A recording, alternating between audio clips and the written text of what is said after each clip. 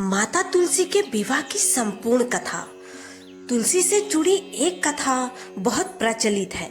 श्रीमद् देवी भागवत पुराण में इनके अवतरण की दिव्य लीला कथा भी बनाई गई है। एक बार शिव ने अपने तेज को समुद्र में फेंक दिया था। उससे एक महातेजस्वी बालक ने जन्म लिया। यह बालक आगे चलकर जालंधर के नाम से पराक्रमी दैत्य राजा बना। इसकी राजधानी का नाम जालंधर नगरी था। दैत्यराज कालनेमी की कन्या वृंदा का विवाह जालंधर से हुआ। जालंधर महाराक्षस था। अपनी सत्ता के मद में चूर उसने माता लक्ष्मी को पाने की कामना से युद्ध किया, परंतु समुद्र से ही उत्पन्न होने के कारण माता लक्ष्मी ने उसे अपने भाई के रूप में स्वीकार किया। वहां से पराजित होकर वह देवी पार्वती को पाने की लालसा से कैलाश पर्वत पर गया। भगवान देवादिदेव शिव का ही रूप धरकर माता पार्वती के समीप गया, परंतु माँ ने अपने योग बल से उसे तुरंत पहचान लिया तथा वहां से अंतर ध्यान हो गई। देवी पार्वती ने क्रुद्ध होकर सारा वृत्तांत भगवान विष्णु को सुनाया। जालंधर की पत्नी वृंदा अत्यंत पतिव्रता स्त्री थी। उसके पतिव्रत धर्म की शक्ति से जालंधर ना तो मारा जाता था और ना ही पराजित होता था। इसलिए जालंधर का नाश करने के लिए वृंदा के पतिव्रत धर्म को भंग करना बहुत जरूरी था। इसी कारण भगवान विष्णु ऋषि का वेश धारण कर वन में जा पहुँचे, जहाँ वृंदा अकेली भ्रमण कर रही थी। भगवान के साथ दो मायावी राक्षस भी गए थे, जिन्हें देखकर वृंदा भयभीत हो गई। ऋषि ने वृंदा के सामने पल में दोनों को भस्म कर दिया था।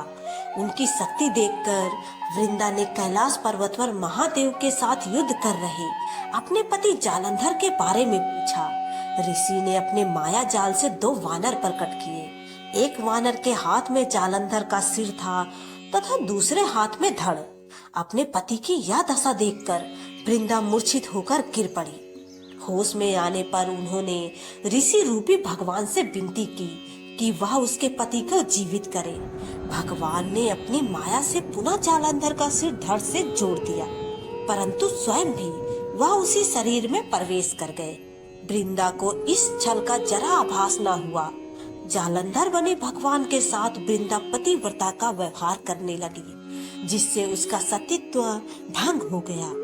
ऐसा होते ही वृंदा का पति जालंधर युद्ध में हार गया। इस सारी लीला का जब वृंदा को पता चला तो उसने क्रुद्ध होकर भगवान विष्णु को शिला होने का श्राप दे दिया तथा स्वयं सती हो गई। जहाँ वृंदा भस्म हुई वहाँ तुलसी का पौधा उगा।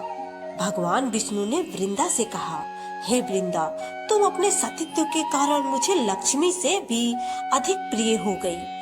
अब तुम तुलसी के रूप में सदा मेरे साथ रहोगी।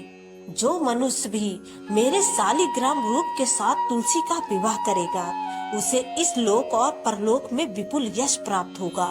जिस घर में तुलसी होती है वहाँ यम के दूत भी असमय नहीं जा सकते। गंगा व नर्मदा के जल में स्नान तथा तुलसी का पूजन बराबर माना जाता है। चाहे मनुष्य कितना भी पापी क्यों ना हो, मृत्यु के समय जिसके प्राण मंजरी रहित तुलसी और गंगा जल मुख में रखकर निकल जाते हैं, वह पापों से मुक्त होकर बैकुंठ धाम को प्राप्त होता है। जो मनुष्य तुलसी व आंवलों की छाया में अपने पितरों का श्राद्ध करता है, उसके पितर मोक्ष को प्राप्त हो जाते हैं। उसी दैत्य जालंधर की यह भूमि जालंधर नाम से विख्यात है। सती वृंदा का मंदिर मोहल्ला कोट किशनचंद में स्थित है।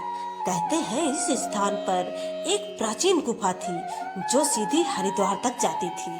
सच्चे मन से 40 दिन तक सती वृंदा के देवी मंदिर में पूजा करने से सभी मनोरथ पूर्ण होते हैं।